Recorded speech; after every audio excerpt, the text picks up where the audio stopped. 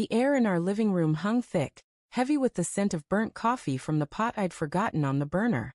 My wife, Clara, sat on the edge of the couch, her fingers twisting the hem of her sweater into knots. Her eyes, usually warm like sunlit amber, were clouded, darting to the floor, then to me, then away again.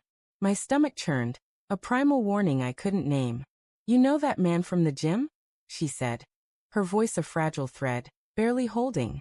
"Well, I need to talk about him." I froze, the TV remote slipping from my hand, clattering against the hardwood.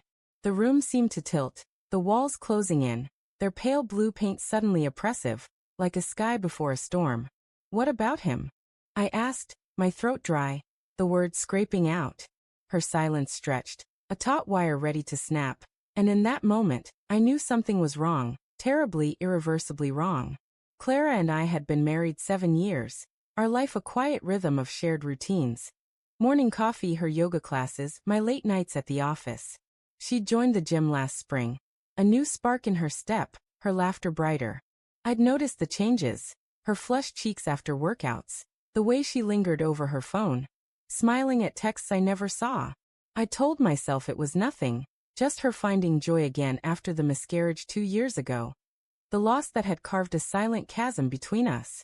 But now, her words hung like a guillotine. "His name's David," she said, her voice barely above a whisper. She looked at me then, her eyes pleading, but for what? Forgiveness, understanding, or something else? "We've been talking. A lot." Talking. The word felt foreign, sharp on my tongue. My pulse hammered in my ears, a drumbeat of dread. I leaned forward, elbows on my knees, trying to anchor myself. The couch creaked under my weight, a sound too ordinary for the moment. "What kind of talking, Clara?" She swallowed, her throat bobbing. "It started innocently. He'd spot me on weights, make me laugh. He's easy to talk to." Her fingers tightened on the sweater, pulling threads loose. But then it wasn't just at the gym. We'd grab coffee, text.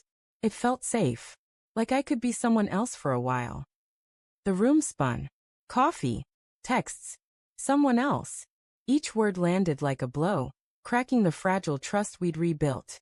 I wanted to scream, to demand answers, but my voice came out soft, almost pleading. "Are you saying you're in love with him?" Her eyes widened, a flash of panic. "No. No, it's not that. It's," she trailed off, her gaze dropping to her hands. "I don't know what it is, Mark. I didn't mean for it to happen." Didn't mean for what to happen? My voice rose now, sharp enough to cut through the haze. The coffee table between us, cluttered with magazines and a half-empty wine glass from last night, felt like a battlefield. I saw her flinch, and part of me hated myself for it, but the anger was a living thing, clawing up my throat. "We kissed," she whispered, so quiet I almost missed it. "Once. Last week. After a late class. I stopped it, I swear. But I let it happen." The confession hit like a physical force, knocking the air from my lungs. I stood, pacing to the window, the city lights blurring into streaks of gold and red. The street below buzzed with life. Cars honking, a dog barking, people living their uncomplicated nights. I pressed my forehead against the cool glass, trying to steady my breathing. "You kissed him," I repeated, testing the words, their weight unbearable. "And you didn't tell me until now?" "I was scared," she said, her voice breaking. "I didn't want to hurt you. I thought I could fix it, make it go away. But I can't stop thinking about it, and I can't keep lying to you." Lying. The word echoed, a bitter refrain. I turned to face her, my hands trembling. "How long have you been lying, Clara?" "Weeks. Months." My mind raced, replaying moments I'd dismissed. Her late nights at the gym. The way she'd pull away when I reached for her. The sudden password on her phone. Each memory was a shard, slicing deeper. "Not lying," she said, standing now, her voice gaining strength. "I didn't know how to tell you. I was confused. I am confused. David, he sees me, Mark. Not the wife, not the woman who lost our baby, just me." Her words were a knife, twisting in my chest. "And I don't see you?" I asked, my voice raw. "I've been here, Clara, every day, trying to hold us together. After everything, I stayed." "I know," she sobbed, tears spilling down her cheeks. I know you did. And I love you for it. But I've been drowning, Mark. I didn't realize how much until he made me feel alive again. The room fell silent, the weight of her confession pressing down. I wanted to hate her, to hate this David, but all I felt was a hollow ache. I saw her then, not just as my wife, but as a woman carrying her own grief, her own secrets. Had I missed her pain? Had I been too buried in my own to notice? Say something, she pleaded, stepping closer. Her perfume, soft lavender, filled my senses, a cruel reminder of our intimacy. Please, Mark. What do you want me to say? I asked, my voice barely holding.